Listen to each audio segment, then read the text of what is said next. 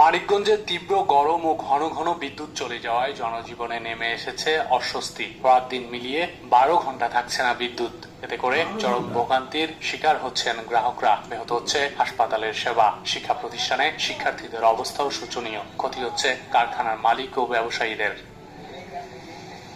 জেলা পল্লী বিদ্যুৎ সমিতি জানিয়েছে, জেলায় গড়ে 150 থেকে 175 মেগাওয়াট বিদ্যুৎ চাহিদা থাকলেও সরবরাহ হচ্ছে 80 থেকে 120 মেগাওয়াট। চাহিদার তুলনায় সরবরাহ কম থাকায় বেড়েছে লোডশেডিং।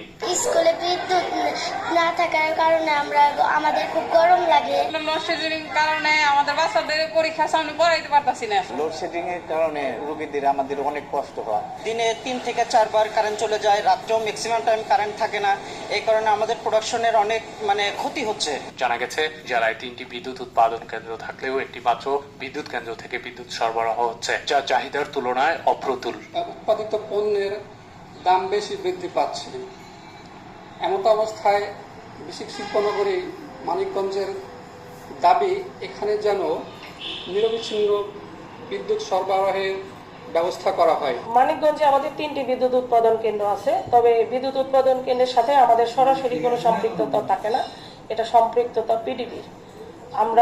আমাদের লিয়াজ হচ্ছে আমাদের পিজিসিবি থেকে এলডিসি। বিদ্যুৎ উৎপাদন বাড়াতে প্রয়োজনীয় ব্যবস্থা নেওয়ার পাশাপাশি লোডশেডিং শোচনীয় পর্যায়ে আনার দাবি গ্রাহকদের।